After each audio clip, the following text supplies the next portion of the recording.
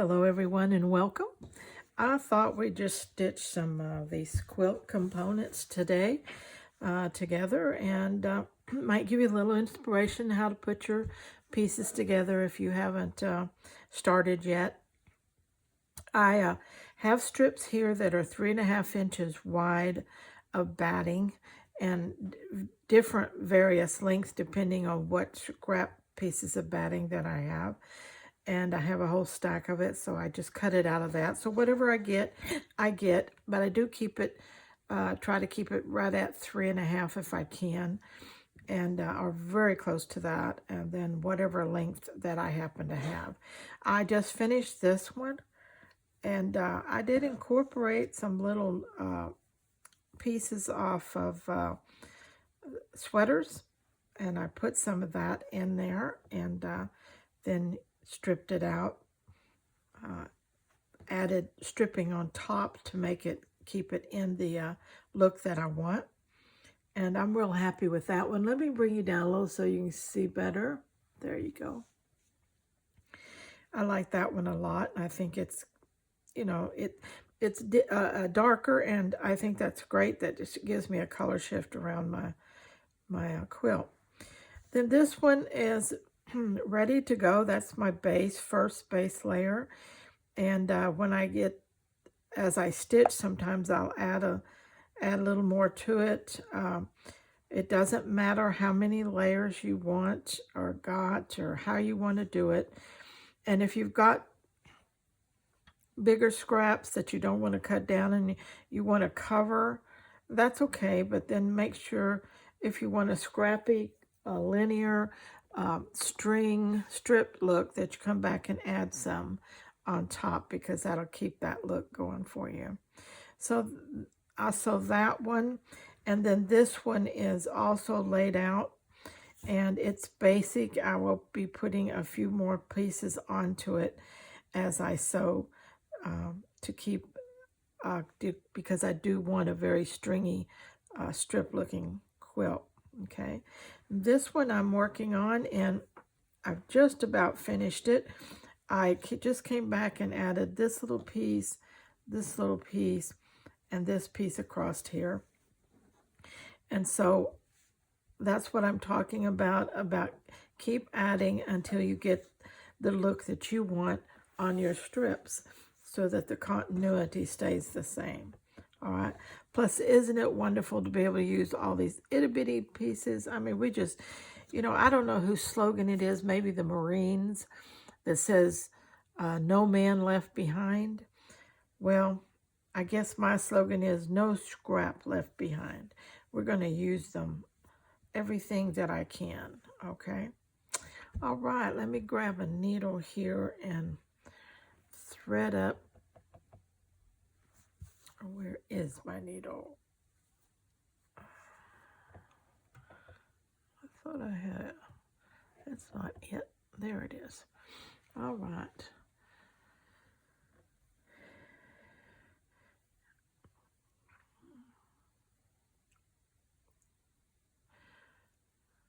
Okay. I'm using, to do this stitching on 2 strands of embroidery floss. I think that's strong enough for as much stitching as I put in these pieces. And I put a lot of time. I use all these different pieces. Okay, I had started on this one, so let's just continue here. And this one I'm just doing, an overcast or overlapping stitch.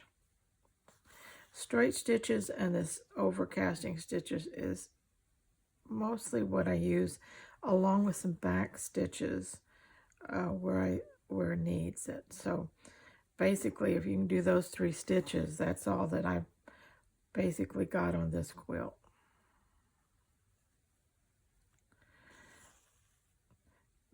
Those are kind of what I call utility stitches. They sew things together, bind them together good, and they're strong stitches. I'm not doing any embroidery or fancy stitching on this at all. And I'm not doing tiny little quilting stitches either. Just doing whatever stitch length feels good to me and fits the piece I'm working on.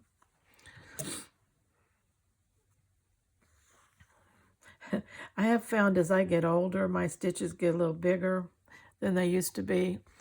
And some of that may be due to eyesight. Some of that may be due to the, arthritis in your hands. And so you do stitching that is easier.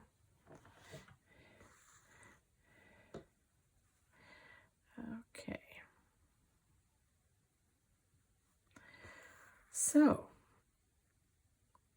what have y'all been up to? And who's sewing along on this quilt with me? Give me a comment and let me know if I have some fellow scrappy quilters out there that are hand sewing here with me.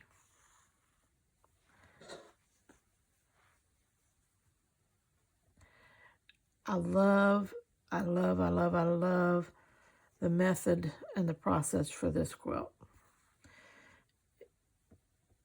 because it's so doable for me. Some of us just don't have places to work on large quilts. We don't have sewing machines.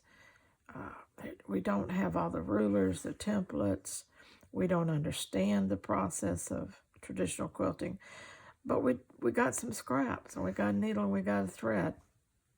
And if we don't have some batting, we can go down to our Hobby Lobby or whatever shop that we've got local that carries quilt batting and get us a roll and start quilting. We can make these small pieces. You can sit in front of the TV at night and just quilt away on these small pieces. And then attach them as you go, like I've been showing you in the previous videos. Be sure that you go back and catch the playlist, and if you want to know how all this is put together, everything is on there so far.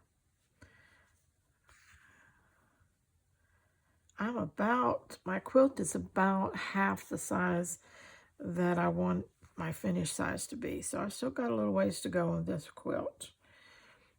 Okay. All right, we're just going to tie that off right here.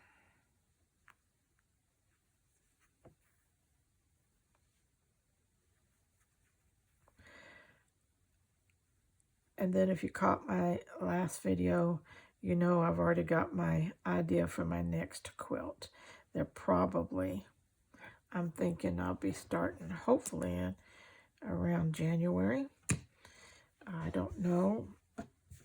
It depends on how much quilting, time that I have through December, how far I'll get on this quilt. So, but anyway, January, February, I'm going to be starting another one. And hopefully I get 2 quilts done this winter and early spring.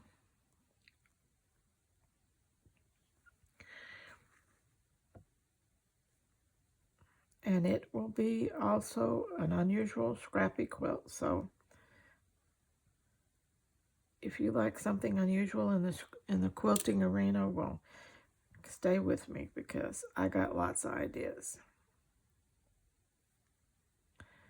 And be sure to share my channel with your friends. I would just so appreciate that. I'm trying to grow my channel. And I just think there's a lot of people out there that want to craft with fabric, but they don't want to be perfect about it. And I'm their person because I'm about the most imperfect person you'll ever want to meet. And I love crafting beautiful things in a perfectly imperfect way. So all you beginners and all you people who think you can't do this, just come on in because you sure can. And I so appreciate my audience all around the world who take the time to comment, and I'm getting to know a few of you better, and I just love it. And I love hearing about your part of the world and how you craft, and the differences in the products that we use. And we just learn so much from each other. And it's so encouraging. I love to think that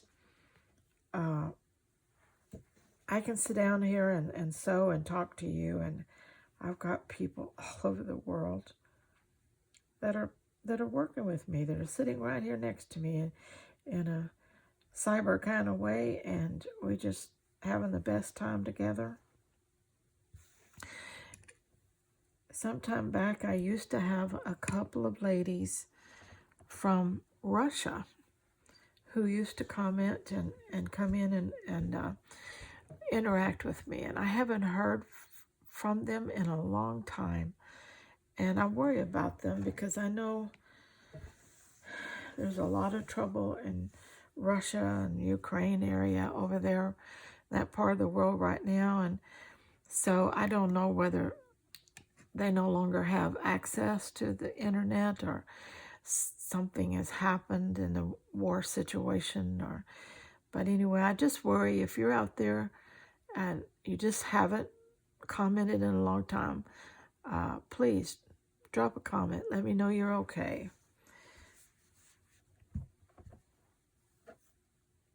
And let me know where you're from, because sometimes you comment, but I don't know where you're from. You don't have to get real specific, address or anything. Just a country is okay, or a part of a country. And let's see who's playing here with us. Okay, we're going to have to split some thread here because we used up all that one. And I am not using any particular color. Whatever, in fact, I'm working on using the scraps in this box. So whatever I grab is what I use.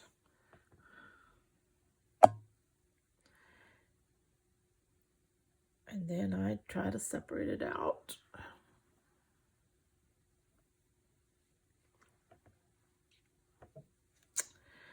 Okay.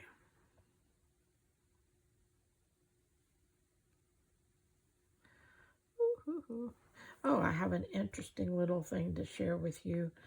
I don't know whether any of you are like me, and you hear terms. Hold on just a sec. Let me bring up my little notes on my computer. Okay, I got it. It was talking about, the technology that we use called Bluetooth. And it works a lot of stuff. I don't know much about it, but I just know the name, and it's on a lot of my devices.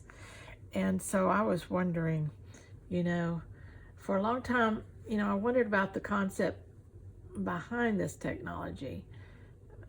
And I'm probably the only dummy who spent a lot of precious time contemplating its meaning and wondering if it was an appropriate name for branding. I mean, Bluetooth, what a name. It's kind of weird. Well, as it turns out, it really does make sense if you know the origin.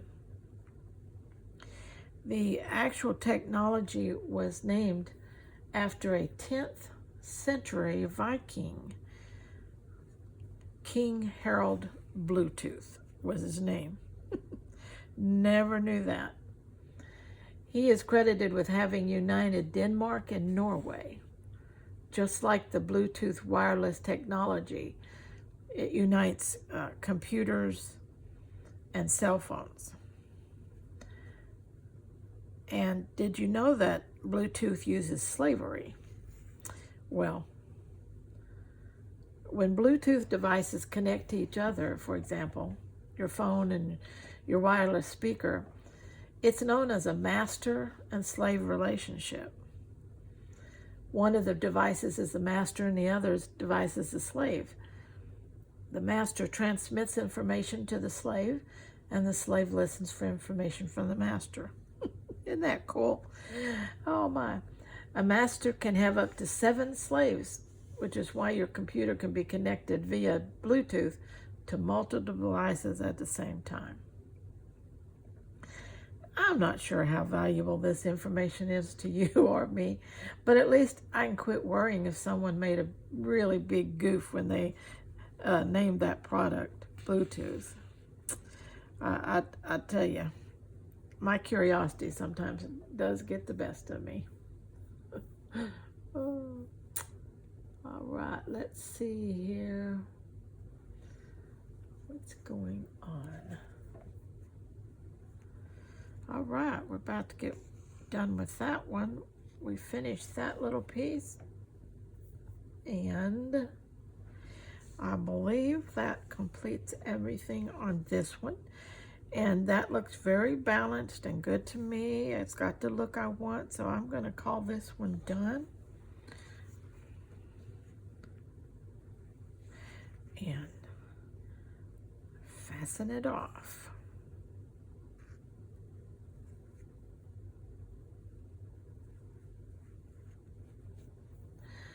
Okay. So now, let's see.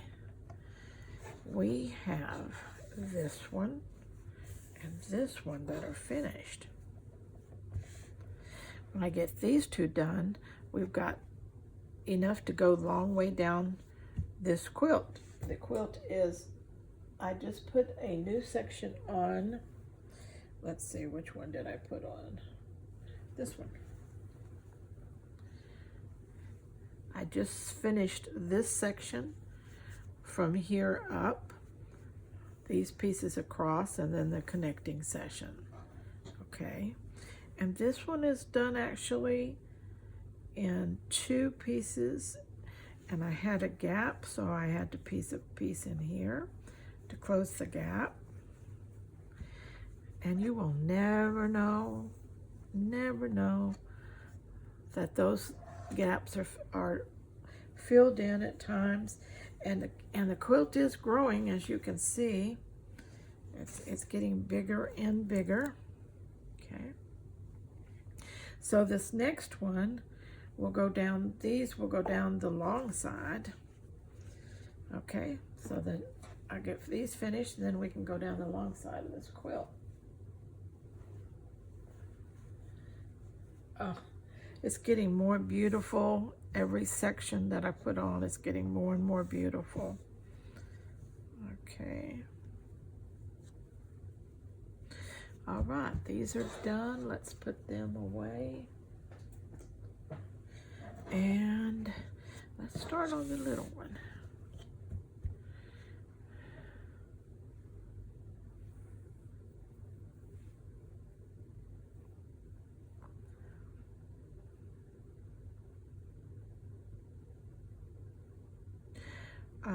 Somebody told me that they were going to be doing a table runner. Another person doing a across the bed decoration for their bed. You know, just kind of a throw across the end of the bed. Another person told me they were going to be doing kind of like a tablecloth, but it's a side table. They were going to cover the top of it as a decorative decor piece. Another person told me they were going to make a couple of large pillow covers. So there's people that are picking up the technique to make a scrappy quilt like I am, but they're going to be doing something different with it. Isn't that exciting? That just a little inspiration. You know, you don't realize sometimes how powerful you can be by just helping people do things. Make something and post it and talk about it, and somebody will maybe get some inspiration out of it. And then they can run with it and do something they want to do with it. I think that's wonderful. Oh, well, I did my thing that I do all the time, and that's yank my thread out of my needle.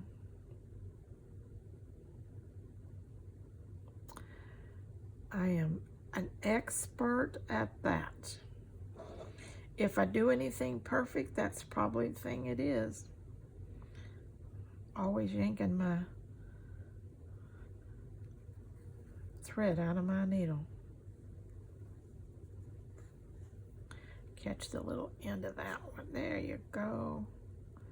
Let's get him in there. Get two at a time here.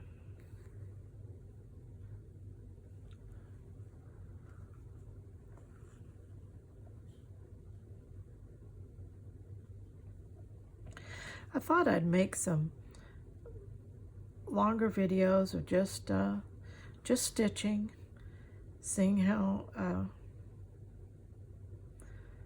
things go, because I just, run out of things to talk about after a while.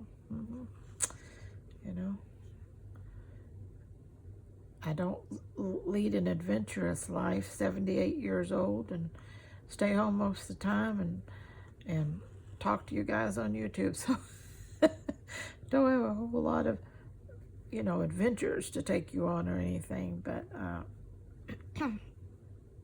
I thought I would make some just plain stitching with some music, maybe attached, and that way you can either use your sound on or off. But I would be stitching and that. So if you want to sit down and stitch and just want to have some company, we'll put my video on and we'll be stitching together.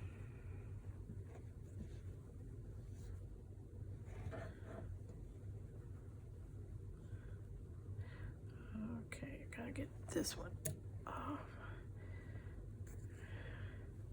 Did it again, I swear.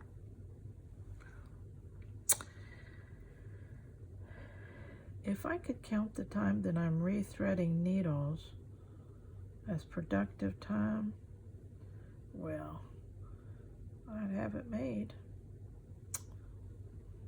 Okay.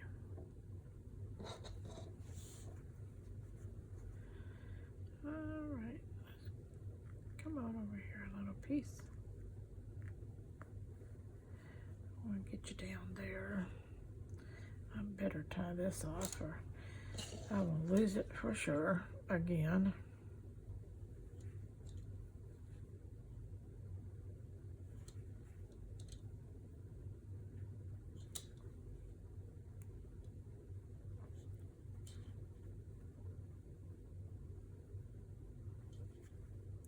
This needle is long, and if I don't remember to tie off before I get too short, oh, I create nightmares for myself.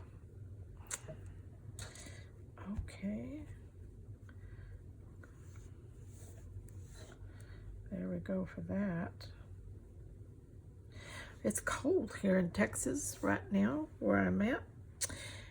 Texas, USA, and I think the low last night was 32, so it's freezing temperatures for us here. We can get colder, but that's our coldest so far this year. Oh, if you wonder what I'm doing, so I got some scraps hanging down there. Let me trim this up a little bit so I can get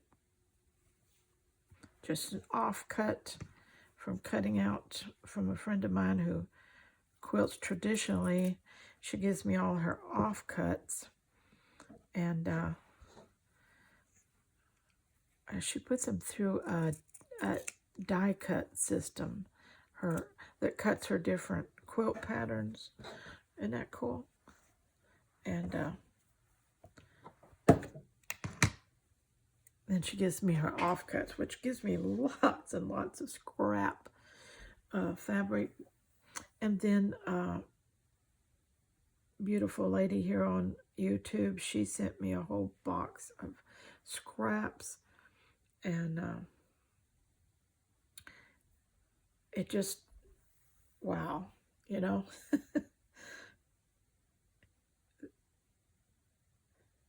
It's so nice to have friends with scraps.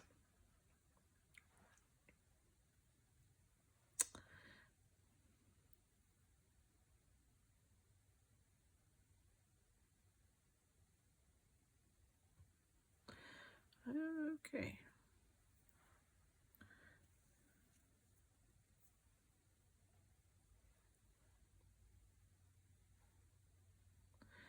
Here we go. Okay, we got it. We got it. We can get to work again. Catch this one more time.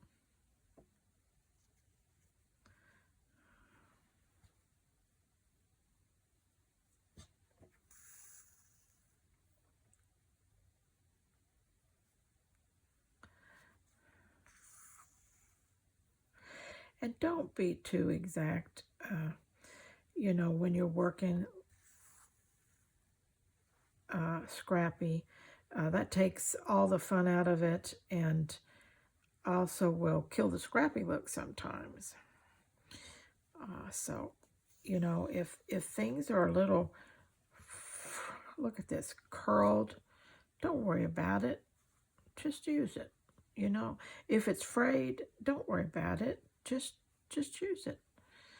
And because once you start using your quilt and a little love along the way, it's going to fray out some more. And that's just going to add to the charm of it. You know, it's just going to be prettier and prettier because it's scrappier and scrappier.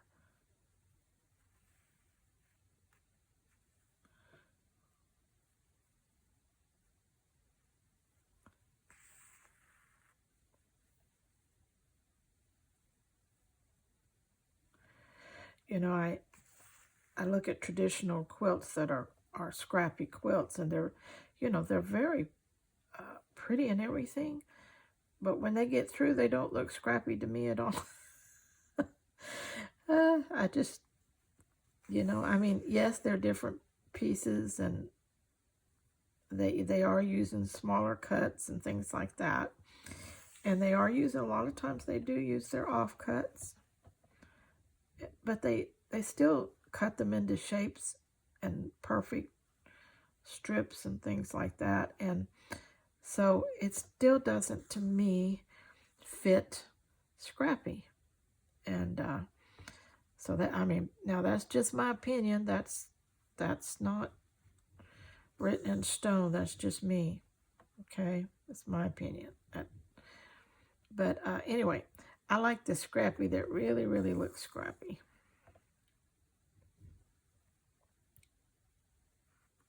I could see this in a cabin in the woods.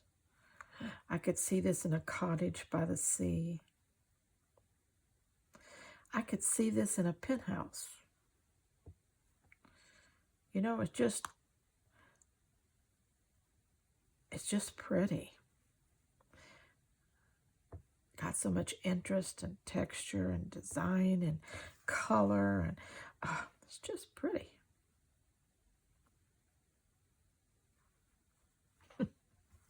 I like my stuff, don't I? Yeah, well, I wouldn't have be able to do this for years if I didn't like what I did, I guess. That's a way to stay happy, though. Fall in love with what you do.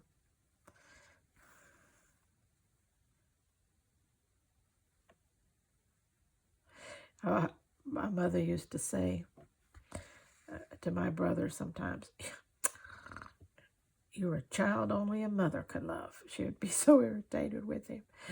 And sometimes I think some of my creations are like that. You're a little baby only a mother could love, you know.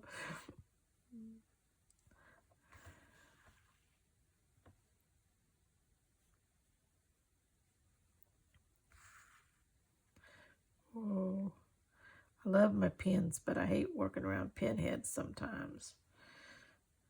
That's why I like getting the pins out as soon as I can. Give me some breathing room here.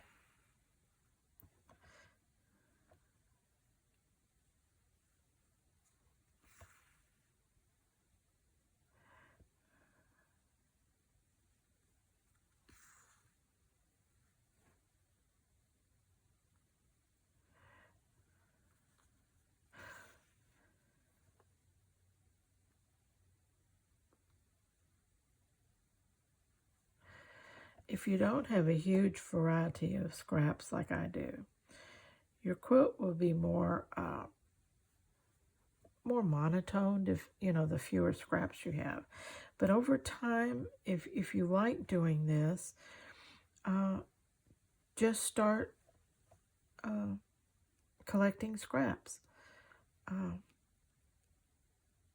Rather than get rid of old clothes, cut them up. If they're the proper kind of fabrics you want to work with, cut them up for fabric. Cotton things like sheets and pillowcases and things like that are great. Also, you can go here where I live, there's lots of thrift stores. You can go thrifting for fabrics. Go particularly on the days they have markdowns or sales when they're closing out. Our thrift stores things are cheaper to start with because they're secondhand things, used things. But if you wait till they actually have a sale, things get really, really cheaper, And so sometimes you can get a yard of fabric and a skirt, a dress, some blouses, you can get a yard of fabric out of it almost. And lots of times I don't pay over $1 because I get a lot of the stores that I go to, they have a $1 rack and a $2 rack and a $3 rack, usually on sale. So I pick up lots of stuff off the $1 rack.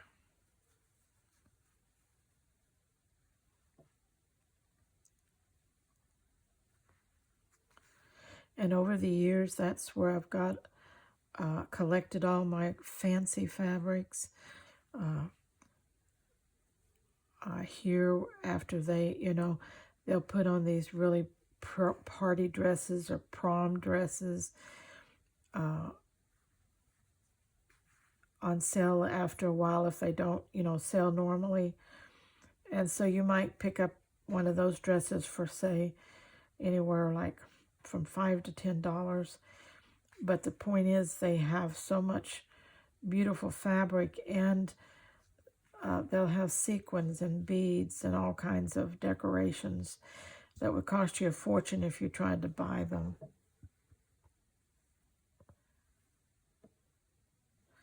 Okay, I think I don't really have enough. Maybe I go up here and get a couple of stitches on this one. I'm going to have to tie it off before I run out of thread.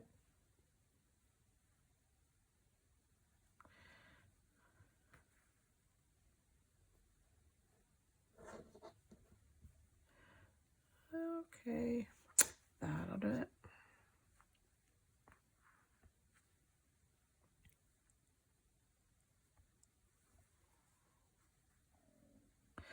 Another thing we have around this area is lots of garage sales and estate sales.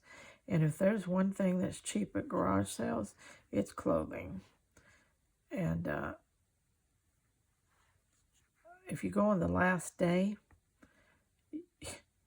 you can pick up clothes for 25 cents or 10 cents a piece. They're just wanting to get rid of them. Sometimes they just give them to you. So another way to do that. Okay, that's looking good. That's looking good. Let's get another piece. It's kind of lime green here. Not lime green, but more mint green.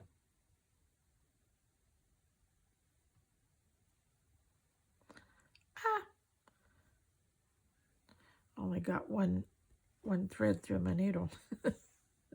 I was splitting that one up.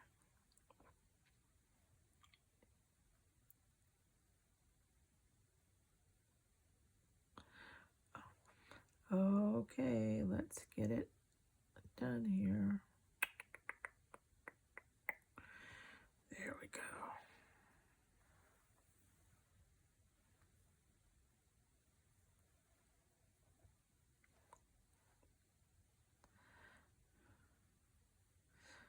Okay, got that done. Let's finish this little purple one here so we can work our way down.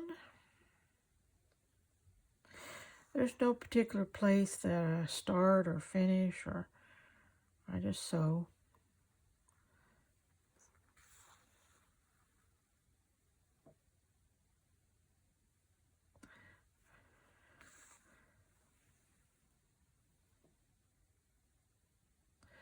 This particular size that I've chose to work with, you know, I've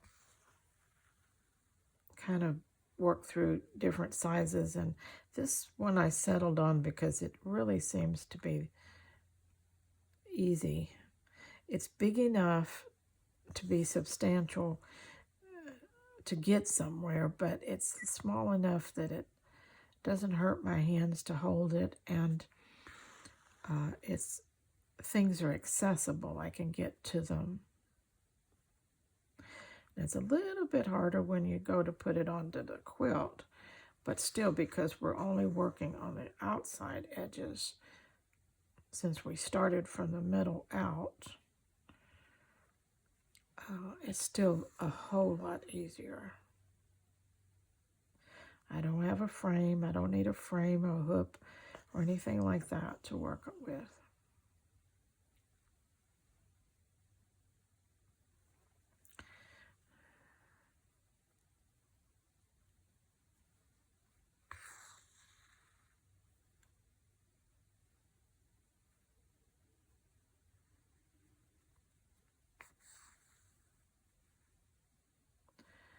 And I also want to say that if you are going to buy batting,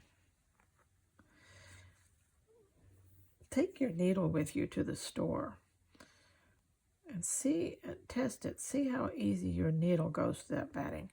Some batting is very dense, and it's hard to get a needle through it. Others are very easy. So, you know, test your batting if you want to. Just put a needle in it. See how it works. And because if your batting is too dense, and then you've got 2 or 3 layers of fabric on top of it, like I have, you're going to struggle to get your needles through it. And if you've ever done that, you know that's no fun.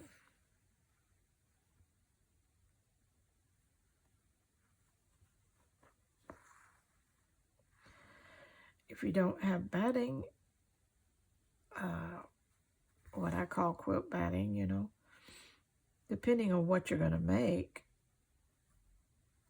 like if it's just going to be like a table runner or something, just use, you know, cotton, you know, some kind of fabric backing. Doesn't have to be batting. Old sheets and things are great for that. And I say old because they're already soft and pliable. They're so easy to sew through.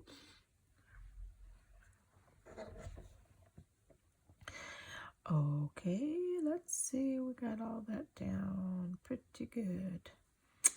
Let's start on this one.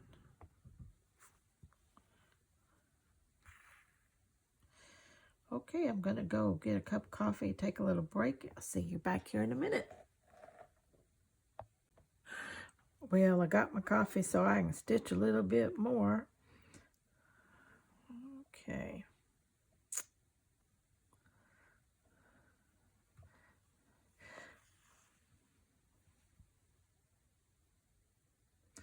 Woohoo.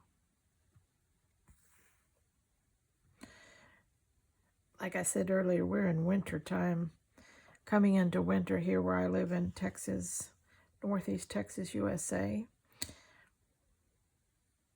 In your part of the world, are you in winter, spring, summer? what's happening where you are.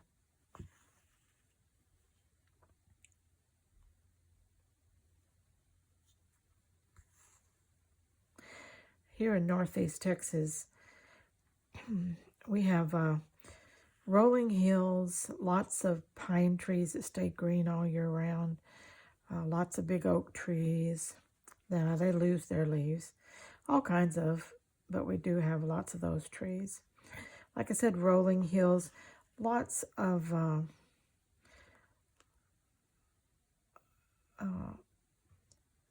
cattle, people who raise cattle, so lots of pasture lands around us.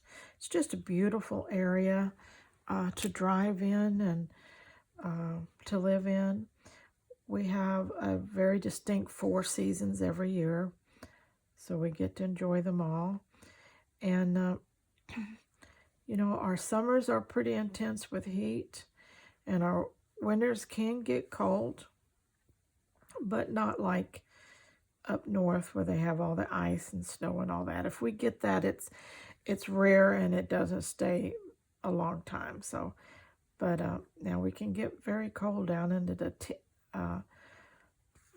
you know, the teens.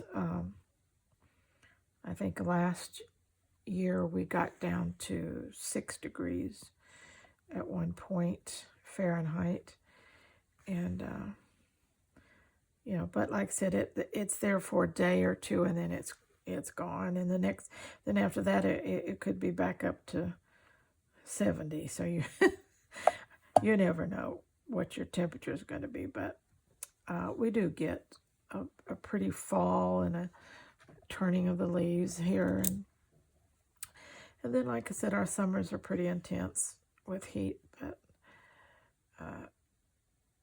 you know, everybody here lives with air conditioning in the summer.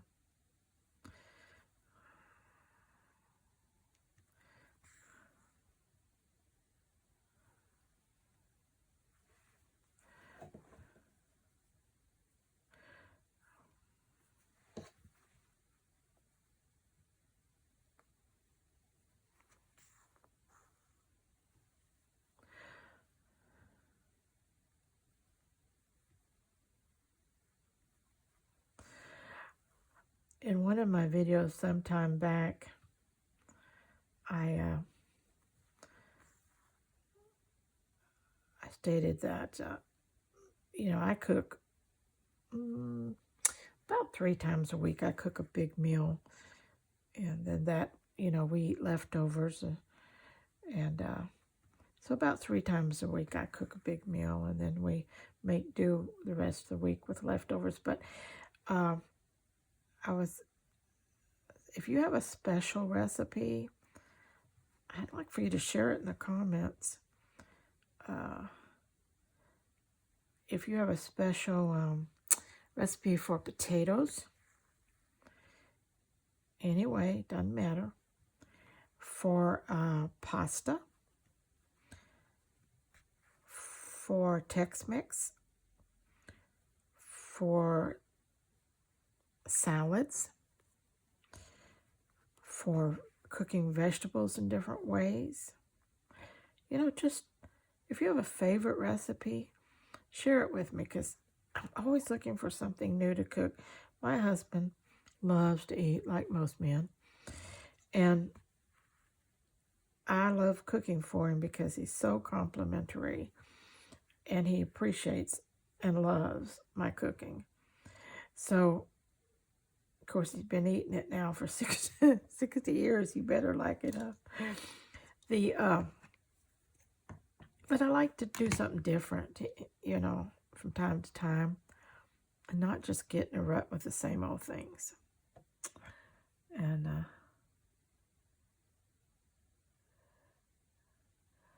then I thought, you know, I could share I think I've shared 1 or 2 of my recipes in my community post sometime back.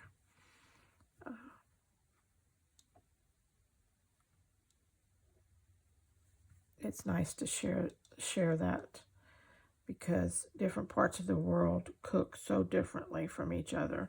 the same thing. They're cooking potatoes, but they cook them so differently. And I'm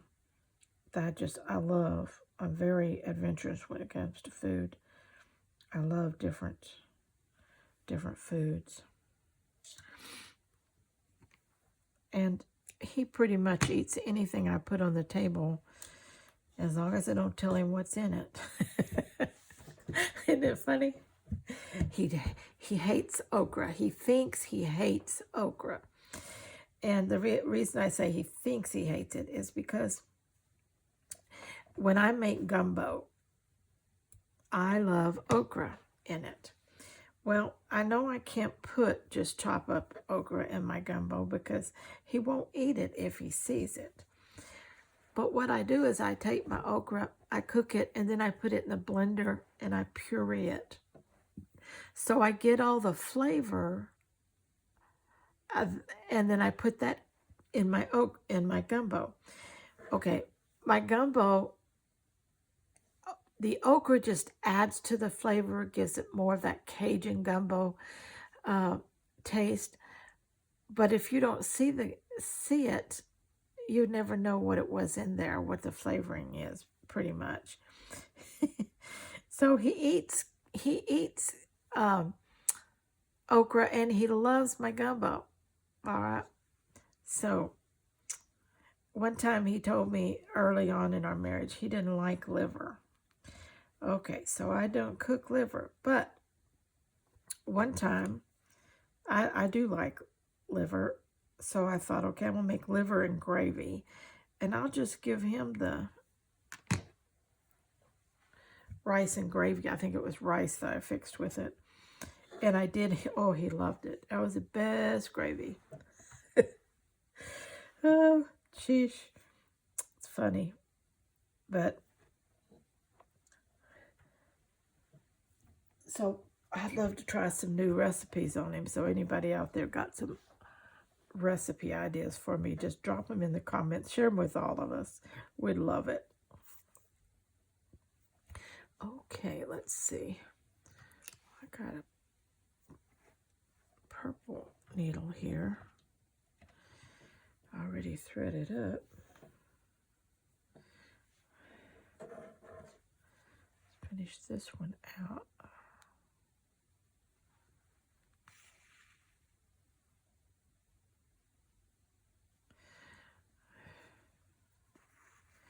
When I get this one done and the next one done, wow, I'll have enough to go a whole long side and maybe part of a short side of my quilt.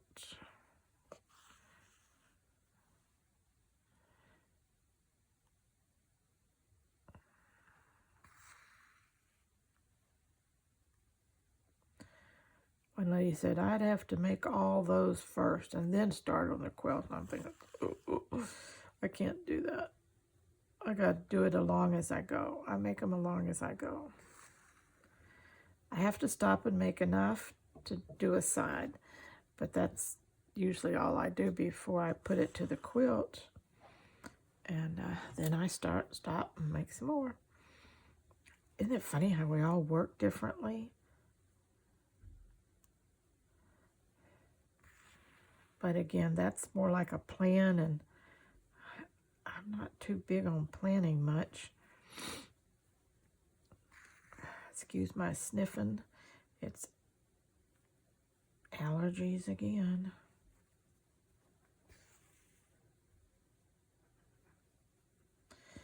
And sorry if you see me in my... I put my robe on.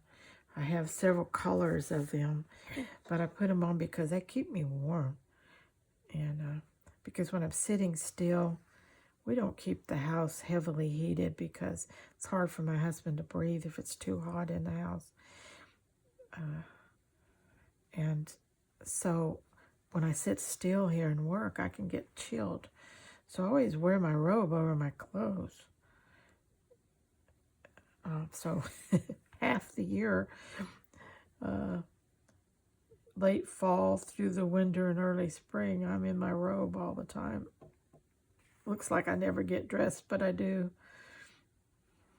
I'm wearing my clothes underneath. And I used to just put a sweater on, but that didn't keep my legs warm, so the long robe does. I'm going to get me a new color for this winter. Like I said, I think I have 4 of them already, all different colors. And I really don't need another one, but I just love changing the colors of them.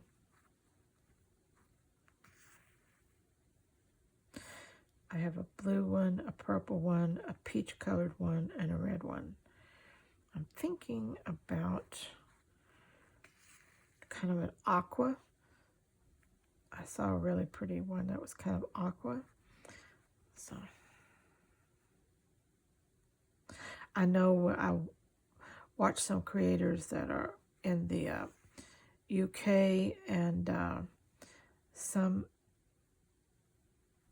let's see, was it it's in the UK and Canada. And they're in the winter times, they all have these heavy sweaters. Oh, and was it Ireland or Scotland? It was another one I was watching. She was in a heavy sweater. Really pretty ones too. So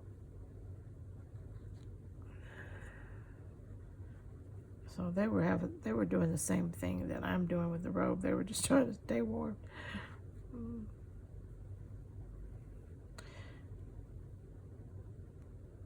And I wouldn't have to do it except because in our home there is central air and central heat.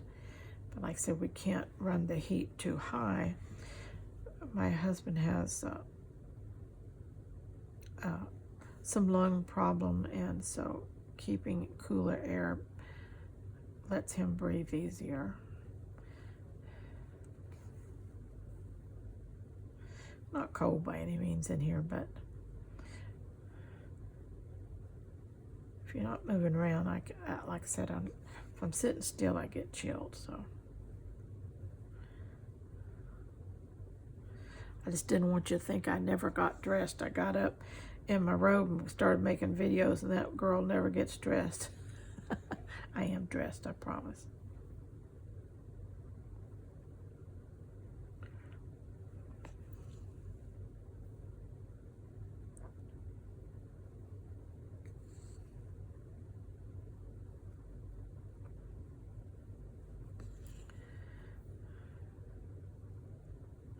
I made chicken and dressing this week, which is for me, it's a 2-day project, and my husband helps me. He chops up all my veggies and stuff for me. That helps me, so I don't have to stand such long time. And but it's one of his favorite meals, so he don't mind helping me prep for it. And it turned out pretty good.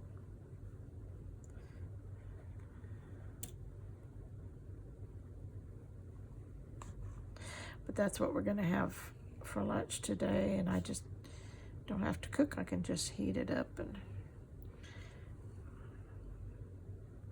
he don't want a lot of extras when he has chicken and dressing. He just likes a bowl of chicken and dressing. So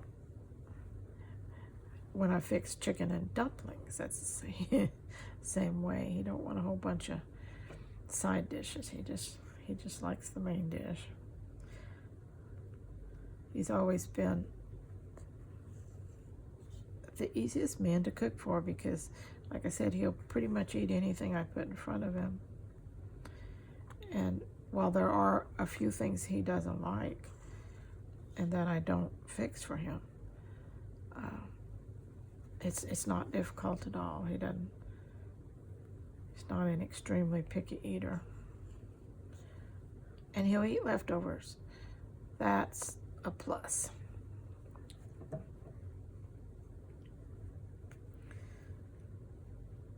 My sister's husband, no matter what she cooked, no matter how good it was, no matter how much he liked it, he refused to eat leftovers.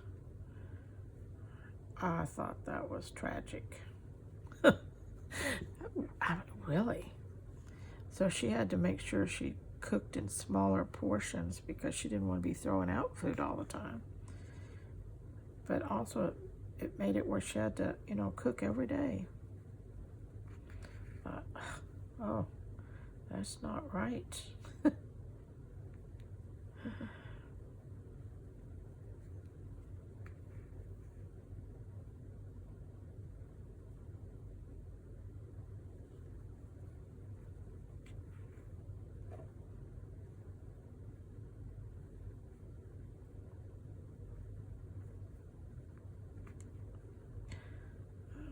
Okay, I'm going to tie this one off, and I believe I'm going to end this video here. I have so enjoyed just sewing with you for a while, and I'll make, you know, some more of these videos where we just sew and chat. Nothing heavy, no new projects. Just doing our thing, but doing it together.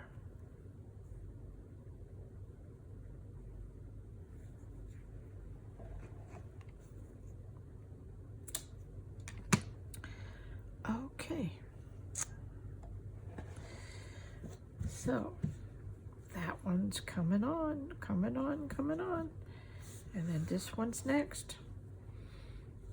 And I'll get these sewn off camera, and then my next video will be attaching these to the quilt. Till next time, everyone, please stay safe and stay scrap happy.